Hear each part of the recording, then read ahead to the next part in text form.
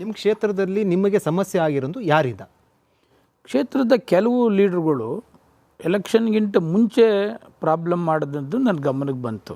ಅಂದ್ರೇನು, JDSನವರಿಂದ ದುಡ್ಡು ತೆಗೆದುಕೊಂಡು ಅಲ್ಲಿ ಮೂಲ BJP ಅನ್ನೋ ಹೆಸರಿನಲ್ಲಿ ಎಲ್ಲರಿಗೂ ಕೊಡ್ತಾ ಇದ್ದಾರೆ. ಎಲ್ಲರಿಗೂ ಹೇಳಿ ಈ ಸೋಮಶೇಖರ್ನ ಸೋಲಿಸ್ಬೇಕು ಈ ಸಾರಿ ಸೋಲಿಸಿದ್ರೆ ನೆಕ್ಸ್ಟ್ ಇನ್ನೊಬ್ಬರಿಗೆ ಅವಕಾಶ ಆಗ್ತದೆ ಅಂತಕ್ಕಂಥದ್ದನ್ನು ಮಾತುಕತೆ ಆಗಿರ್ತಕ್ಕಂಥದ್ದು ರೆಕಾರ್ಡ್ ನನಗೆ ಮೊದಲನೇ ರೆಕಾರ್ಡ್ ಸಿಕ್ತು.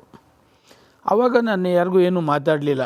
JDS ಅವ್ರ ಹತ್ರ BJPಯ ಸ್ಥಳೀಯ ನಾಯಕರು BJPಯವರು ತೆಗೆದುಕೊಂಡು ಕೆಲಸ ಮಾಡಿದ್ದಾರೆ ನಿಮ್ಮ ವಿರುದ್ಧ. ಹೌದು, JDSನವ್ರ ಹತ್ರ ಮಾತುಕತೆ ಆಡಿರ್ತಕ್ಕಂಥದ್ದು ಹಣಕಾಸಿನ ವ್ಯವಹಾರ. ಮೊದಲನೇ ವಿಡಿಯೋದಲ್ಲಿ ಏನಿದೆ ದಾಖಲೆ ಏನಿದೆ ಸೋಮಶೇಖರ್ ಹತ್ರ? ಇದೆ, ನನ್ನ ಹತ್ರ ಇದೆ. ಪಕ್ಷಕ್ಕೂ ಕೊಟ್ಟಿದ್ದೀನಿ. ದಾಖಲೆ ಕೊಟ್ಟಿದ್ದೀರಾ? ದಾಖಲೆ ಕೊಟ್ಟಿದ್ದೀನಿ.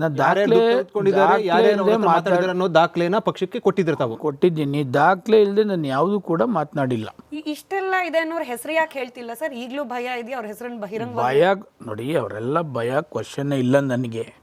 ಯಾಕೆ ಅವ್ರನ್ನ ಹೆಸರು ಹೇಳಿ ಲೀಡರ್ ಮಾಡಲಿಲ್ಲ ನಾನು? ಯಾರಿಗೆ ಹೇಳಬೇಕು ಅವ್ರಿಗೆ ಆಡಿಯೋ ಈಗ ಜಿಲ್ಲಾಧ್ಯಕ್ಷನ ಕಳಿಸಿದ್ರು. ಜಿಲ್ಲಾಧ್ಯಕ್ಷರಿಗೆ ಆಡಿಯೋ ಕೇಳಿಸ್ದೆ ನಾನು. ಏನೆಲ್ಲ ಮಾತನಾಡಿದ್ದಾರೆ, ಅದು ನನ್ನ ವಿರುದ್ಧ ಏಕವಚನದಲ್ಲಿ ಮಾತಾಡಿದ್ದಾರೆ. ಈ ನನ್ನ ಮಗನ ಸೋಲಿಸಿದ್ರೆ ನೆಕ್ಸ್ಟು ನಮ್ಮ ಕಡೆಯವರಿಗೆ ಅನುಕೂಲ ಆಗ್ತದೆ ಅಂತಕ್ಕಂಥದ್ದು ಒಂದು. ಮೂಲತಃ ನೀವು BJPಗೆ ಬಂದಿದ್ದೇ ಇಷ್ಟ ಇಲ್ಲ ಅವರಿಗೆ? ಇಷ್ಟ ಇಲ್ಲ. ಇದರಲ್ಲಿ ಸ್ಟೇಟ್ಮೆಂಟ್ ಕೇಳಿದ್ರೆ ಅದು ಇಷ್ಟನೇ ಇಲ್ಲ. ರಾಜ್ಯ BJP ನಾಯಕರು ಹೈಕಮಾಂಡ್ ಅಷ್ಟೊಂದು ವೀಕ್ ಆಗಿದೆ, ನಿಮ್ಮ ವಿರುದ್ಧ ಸ್ವಪಕ್ಷೀಯರು ವಿರೋಧಿ ಪಕ್ಷ ವಿರುದ್ಧ ಚಟುವಟಿಕೆ ಮಾಡಿದ್ರೆ ಅವ್ರ ಕ್ರಮ ಇಲ್ಲ ಅಂತಂದ್ರೆ ರಾಜ್ಯ BJP ನಾಯಕರು ಯಾಕೆ ಅಷ್ಟೊಂದು ವೀಕ್ ಆಗಿದೆ? ನಂತರವೂ ಕೂಡ ಮಾಡಲೇ ಇಲ್ಲ. ಏನು ಅಂತ ಅವ್ರು ಹೇಳಿದ್ರಲ್ಲ, ಹಿಂಗೆ ಈ ಥರ ಸಸ್ಪೆಂಡ್ ಮಾಡಕ್ಕೆ ಹೋದರೆ ಎಂಟೈರ್ BJPಲಿ ಖಾಲಿ ಆಗ್ಬಿಡ್ತಾರೆ, ಸಸ್ಪೆಂಡ್ ಮಾಡಲ್ಲ.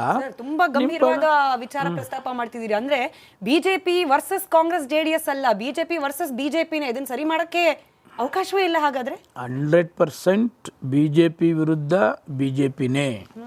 ನಾನು 6 ಜಿಲ್ಲೆಗೆ ಏನು ಅಶೋಕ್ ಜೊತೆಲಿ ಟೂರ್ ಮಾಡ್ದೋ 6 ಜಿಲ್ಲೆಯಲ್ಲೂ ಕೂಡ ಇದೇ ಗಲಾಟೆ. ಕೋಲಾರದಲ್ಲಿ ಹೊಡೆದಾಟ ಗಲಾಟೆ, ಆಮೇಲೆ ಇದರಲ್ಲಿ ಚಿಕ್ಕಮಗಳೂರಲ್ಲೂ ಸೇಮ್ ಇದೇ ಗಲಾಟೆ. ಆಮೇಲೆ ಕೊಡಗು ಯಾರಿಬ್ಬರು ಸೋಲಕ್ಕೆ BJPಯವರೇ, ಯಾರು ಪದಾಧಿಕಾರಿಗಳು ಅವರೇ.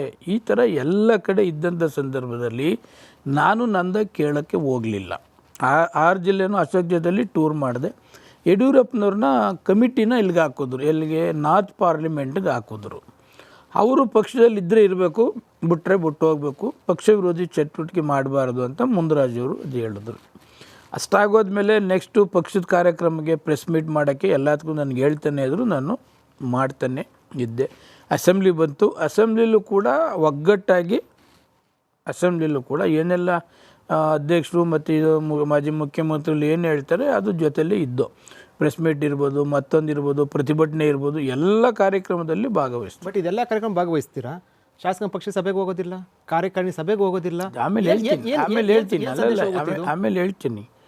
ಯಾವಾಗ ಇಷ್ಟೆಲ್ಲ ಅಟೆಂಡ್ ಮಾಡೋದಾದಮೇಲೆ ಪಕ್ಷದಲ್ಲಿ ಒಂದು ಸಾರಿ ನನ್ನ ಕ್ಷೇತ್ರದಲ್ಲಿ ಯಾರೆಲ್ಲ ವಿರೋಧ ನನಗೆ ಮಾಡಿದ್ರೋ ಅವ್ರದ್ದು ಅಭಿನಂದನೆ ಆಯಿತು, ಹುಟ್ಟುಹಬ್ಬನ ಆಚರಣೆ ಮಾಡೋಕ್ಕೆ ಶುರು ಮಾಡಿದ್ರು. ಅದು ಆಚರಣೆಗೆ ಎಂಟೈರ್ BJPಯವರು ಅಲ್ಲಿ ಸೇರಿದ್ರು. ನೀವು ಹುಟ್ಟುಹಬ್ಬ ಮಾಡ್ಕೊಳ್ಳಿ, ನನಗೇನು ಅದಕ್ಕೆ ಅಬ್ಜೆಕ್ಷನ್ ಇಲ್ಲ, ನಿಮ್ಮ ದುಡ್ಡು ನಿಮ್ಮ ದರ್ಬಾರು. ಅದೇ ನಿಮ್ಮ ಹುಟ್ಟುಹಬ್ಬಕ್ಕೆ ನಾನು ಅಗೇನೆಸ್ಟ್ ಮಾಡಿದಂಥವ್ರು ಫೋಟೋ ಯಾಕೆ ಹಾಕ್ತೀರಿ ಅಂತೇಳಿ ನಾನು ಸೀರಿಯಸ್ ಮಾಡಿದೆ. ಅದಾದಮೇಲೆ ಸೇರಿದ್ರ ನೀವೇ ಸೇರ್ಕೊಳ್ಳಿ ಅಂತ ಹೇಳ್ಬಿಟ್ಟು ಕಳಿಸಿಲ್ಲ? ಪ್ರಾಮಾಣಿಕವಾಗಿ ಹೇಳಿ. ಇಲ್ಲ ಕ್ವಶನ್ನೇ ಇಲ್ಲ, ನಾನೇ ಪಾರ್ಟಿ ಸೇರ್ಕೊಳ್ಳಿ ಅಂತ ಹೇಳಿ ಎಲ್ಲ ಕಡೆ ಎಲ್ಲ. ಸ್ಮಿತಾ ಅವ್ರು ಹೇಳಿದ ರೀತಿಲಿ ನಿಮ್ಮ ಪ್ರಭಾವಿ ಶಾಸಕರು, ನೀವು ಮುಖಂಡರಿದ್ದೀರಾ, ನಿಮ್ಮನ್ನ ಕೇಳದೆ ಸೇರುವಂತಷ್ಟು ಅಲ್ಲಿ ನೀವು ವೀಕ್ ಆಗಿರ್ಬೇಕು. ಅಂದ್ರೆ ನಿಮ್ಮನ್ನ ಪರ್ಮಿಷನ್ ಇಲ್ಲದೆ, ನಿಮ್ಮ ಅನುಮತಿ ಇಲ್ಲದೆ ನಿಮ್ಮ ಕಾರ್ಯಕರ್ತರು, ನಿಮ್ಮ ಮುಖಂಡರು ಕಾಂಗ್ರೆಸ್ ಪಕ್ಷಕ್ಕೆ ಸೇರ್ತಾರೆ. ಎಲ್ಲ ಕಡೆ ಸೇರ್ತಾ ಇದ್ರು. ಈಗ ಅಶೋಕರು ಕಾನ್ಸ್ಟಿಟ್ಯೂನ್ಸಿ ಸೇರಿದ್ರು, ಅಶೋಕರು ಸೇರಿಸಿದ್ರ. ಮುಂದ್ರತ್ನ ಕಾನ್ಸ್ಟಿಟ್ಯೂನ್ಸಿ ಸೇರಿದ್ರು, ಮುಂದ್ರತ್ನ ಸೇರಿಸಿದ್ರ. ಬೈರತಿ ಬಸವರಾಜ್ ಕಾನ್ಸ್ಟಿಟ್ಯೂನ್ಸಿ ಸೇರಿದ್ರು, ಬೈರತಿ ಬಸವರಾಜ್ ಸೇರಿಸಿದ್ರ. ಲಾಸ್ ಆಗಿಲ್ವಾ? ಹಂಗೆ ಅಲ್ಲ, ಪಕ್ಷ ಬಿಟ್ಟು ನಿಮ್ಗೆ ಲಾಸ್ ಆಗಲ್ಲ. ಪಕ್ಷ ಬಿಟ್ಟು ಹೋದ್ರೆ ತಿರುಗಿ ಇನ್ನೊಂದು ಟ್ರೂಪ್ ಆಗ್ತಾರೆ, ಅದು ಬೇರೆ. ಬಟ್ ಇದರಲ್ಲಿ ಇಷ್ಟೊಂದು ಅಘೋರವಾದ ನಡೆಸ್ಕೊಂಡಿದ್ರೆ ನಾವು ಇಷ್ಟೊಂದು ಪಕ್ಷದಲ್ಲಿ ಪ್ರಾಮಾಣಿಕವಾಗಿ ಇದ್ದಂಥ ಸಂದರ್ಭದಲ್ಲಿ, ಸರ್ಕಾರ ಇದ್ದಾಗ, ಪಕ್ಷದಲ್ಲಿ ಇದ್ದಾಗ ಕಾನ್ಸ್ಟಿಟ್ಯೂನ್ಸಿಲಿ ಈ ಮಟ್ಟಕ್ಕೆ ಆಗ್ತದೆ ಅಂಥೇಳಿ ಅವರೆಲ್ಲ ಅಲ್ಲಿಗೆ ಸೇರಿಕೊಂಡ್ರು. ಈಗ ನಿಮ್ಮ ಒಂದು ಚಿಂತನೆ ಮುಗಿದಿದೆಯೋ ಅಥವಾ ಇನ್ನೂ ಕೂಡ ಮುಂದುವರೆದಿದೆಯೋ? ಇಲ್ಲ, ಮುಗ್ದಿದೆ, ಚಿಂತನೆ ಮುಗ್ದಿದೆ. ಅವರು ಸೋಮಶೇಖರ್ ಬಿಜೆಪಿ ಬಿಟ್ಟು ಕಾಂಗ್ರೆಸ್ಗೆ ಸೇರೋದಿಲ್ಲ? ಇಲ್ಲ, ಕ್ವಶನ್ ಇಲ್ಲ. ನಾನು ಈಗ ಬಿ ಜೆ ಪಿ ಬಂದಂಥ ಸಮಯದಲ್ಲಿ ಬಿ ಜೆ ಪಿಗೆ ನೆಸೆಸಿಟಿ ಇತ್ತು. 104 ಜನ ಇದ್ದರು, ನಮಗೆ ಮಂತ್ರಿ ಮಾಡ್ತಾರೆ ಅಂತಕ್ಕಂಥದ್ದು ಬಾಯ್ಬಿಟ್ಟು ಹೇಳ್ತಾ ಇದ್ದರು. ನಾವು ಒಟ್ಟಿಗೆ 13-14 ಜನ ಒಟ್ಟಿಗೆ ಬಂದು